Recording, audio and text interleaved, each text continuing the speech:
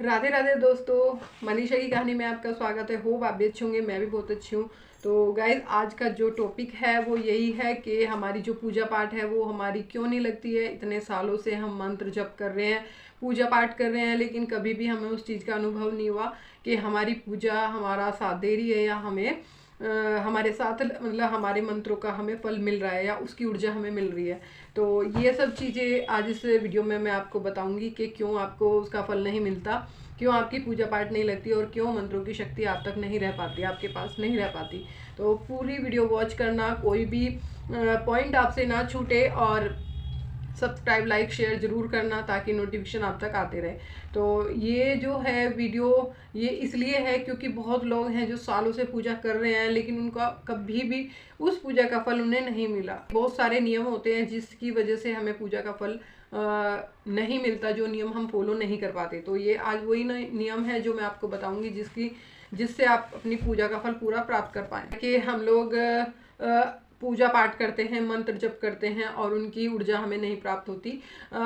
इंद्रदेव को ये वरदान है कि वो किसी की भी ऊर्जा को, किसी भी मंत्र शक्ति को चुरा सकते हैं, किसी की भी पूजा पाठ का जो फल है वो ले सकते हैं। तो इसीलिए जब भी हम पूजा पाठ करते हैं तो जो अपने मंत्र जप की शक्ति है उसे बांध लेते हैं ताकि वो हमारे तक ही रहे, ना कि वो इंद्रदेव चुरा पाए। तो कुछ लोगों को पता भी है, कुछ लोगों को नहीं भी पता है। तो जिन्हें नहीं पता तो उनकी ऊर्जा उन तक नहीं पहुंच पाती या उनकी मंत्र शक्ति उन तक नहीं रह पाती।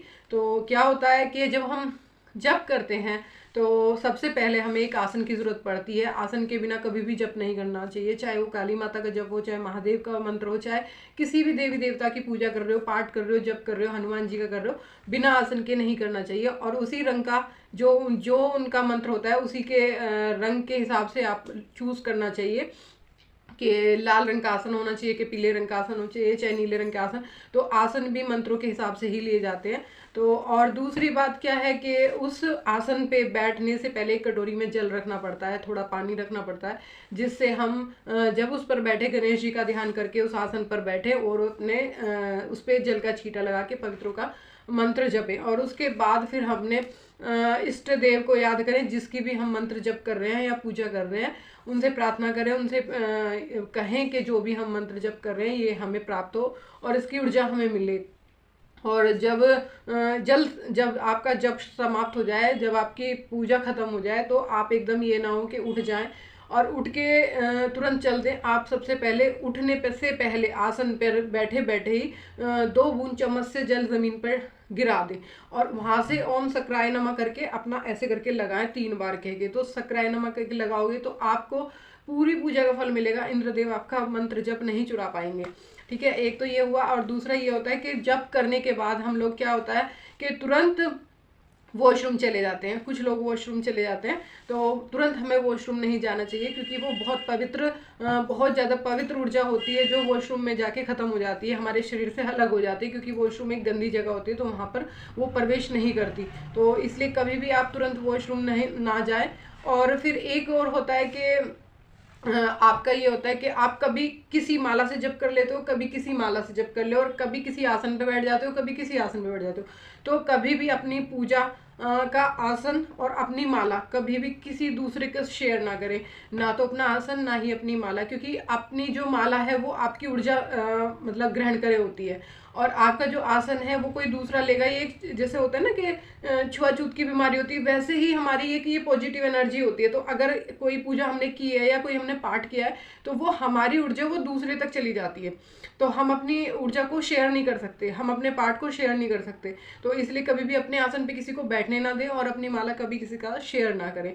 और क्या होता है कि जब हम जप कर लेते हैं तो हम अपनी माला को तुरंत लेते हैं, गौमुखी में रखते हैं या उठा के मंदिर में रखते हैं और खड़े हो जाते हैं। कभी भी ऐसा ना करें और एकदम बाहर निकल जाते हैं, तो ऐसा ना करें। आप अपनी माला को जप कर लिया, जो आपने जप किया है उस माला को आप चाहे तो अपने हाथ पे थोड़ी देर के लिए पहन लें, चाहे आप अपने गले में धारण कर लें, और बिल्कुल भी घर से बाहर ना जाए क्योंकि ऊर्जा आपकी बाहर गंदे लोगों में या गंदी हवाओं में मिल सकती है। तो आप अपने थोड़ी देर अपने घर में ही अपनी जगह पे ही रुके रहें और फिर उसके बाद वो माला रखें। ठीक है, एक तो ये हो गया। और दूसरा होता है कि भाई हम लोग पूजा पाठ कर लेते हैं, सब कुछ कर लेते हैं, लेकिन हमारी पूजा पाठ नहीं लग पाती। वो इसलिए नहीं क्योंकि कभी भी हम कोई भी पाठ करते हैं, माना हनुमान चालीसा का पाठ भी करते हैं, तो हम उसके लिए भी पहले संकल्प लेते हैं, हाथ में एक जल लेके संकल्प करते हैं कि हम आपके 11 पाठ करेंगे, 21 पाठ करेंगे या 51 पाठ करेंगे, और उसका हमें इस बात का फल मिले, यानी कि हमारी ये पूजा हम इसलिए कर रहे हैं, हमें इसका फल ये मिलना चाहिए, या हमारा ये काम होना चाहिए, या हमारी नौकरी लगनी चाहिए, या होना चाहिए। तो उससे क्या होता है, वो मंत्रों से आप उनको बांध लेते हैं कि आपको हमारा ये काम करना ही होगा। तो कभी भी किसी के कहे में आके, जैसे होता है कि भाई उसने, मेरे दोस्त ने कहा था ये वाला मंत्र जप कर लियो तेरा ये काम बन जाएगा, कभी किसी ने कहा ये पाठ उसने किया था यार उसका भाग्य बदल गया, चलो मैं भी करता हूँ। तो कभी भी एक दूसरे का देख के ना करें, अपने इष्ट देव का ध्यान करके करें, यानी कि जो हमारी कुंडली में इष्ट देव होते हैं, जो मेन भगवान होते हैं, जिनसे हमें ज़्यादा ताकत मिलती है, जिनकी पूजा करने से हमें सारे काम सिद्ध होते हैं। मेन पहले अपनी कुंडली में ये देखो कि आपके इष्ट देव कौन हैं, और अगर आप उनकी पूजा करना शुरू करोगे, मैं यकीन से कह सकती हूँ कि आपका हर काम बनेगा, आपकी हर इच्छा पूरी होगी।